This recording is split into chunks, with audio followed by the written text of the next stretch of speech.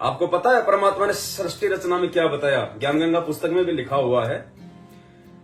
जो अब काल को तो सजा मिल गई क्योंकि उसने भाई वहां पे अपनी मनमानी शुरू कर दी थी।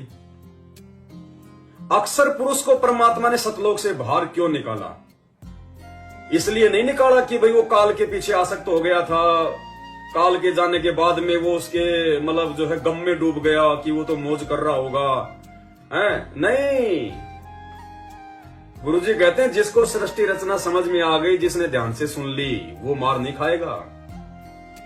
वो तो परमात्मा ने अक्सर पुरुष को सतलोक से बाहर निकालने का बहाना बनाया था। उसके अंदर परमात्मा ने प्रेरणा करी थी काल के पीछे आसक्त होने की।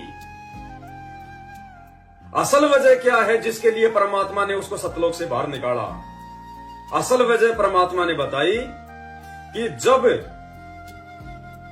अचिंत ने अक्सर पुरुष की सृष्टि की, अपने वचन से उसको पैदा किया, और किस लिए पैदा किया था? सृष्टि रचना में सहयोग करने के लिए। लेकिन वो मानसरोवर में जाके सो गया और कई युग बीत गए, गहरी नींद आ गई, उसको आनंद आया। फिर परमात्मा ने अंडा बनाया, उसके अंदर वो काल जो है वो प्रवेश किया, एक आत्मा। अंडा नीचे गया गड़गड़ करता हुआ, उसकी आवाज से उसकी आंख खुली तो उसने उसको जो है वो क्रोध से देखा, गुस्से से देखा उसने वहां पे सतलोक में। तो परमात्मा ने दो कारण बताए अक्सर पुरुष को सतलोक से बाहर निकालने के। देखो, जब भी दास हकीकत बोलता है ना, ये गुब्बारे छूटने लग जाते हैं। इस लाइव वीडियो में 3 बातें बहुत ज्यादा इंपॉर्टेंट आई थी और तीनों बातों के समय ये गुब्बारे छूटे थे, क्योंकि ज्यादातर भक्तों को इन बातों का नहीं पता है। तो वो 2 कारण क्या थे? सबसे पहला कारण तो परमात्मा ने बताया कि अक्सर पुरुष ने अपने काम में गफलत करी, यानी उसने ढिलाई बरती। उसने उस हिसाब से काम नहीं किया जिस हिसाब से उसको जो अमल की पैदा किया गया था, उसको बनाया था। यानी सबसे पहला कारण, अक्सर पुरुष ने सतलोक में अपने कार्य में गफलत की। और दूसरा, उसने उस अंडे को क्रोध से देखा, यानी उसने गुस्सा किया। सतलोक में उसने गुस्सा किया। सतलोक में गुस्सा नहीं होता, उसने गुस्सा किया, उसने वो क्रोध किया। ये 2 कारण परमात्मा ने ज्ञान गंगा पुस्तक में लिख रखे हैं। इन 2 कारणों से उसे सतलोक से बाहर निकालने के लिए परमात्मा ने वो खेल रचा। उसकी आस्था काल में लग गई, फिर काल के जाने के बाद ये रीजन बताए परमात्मा ने।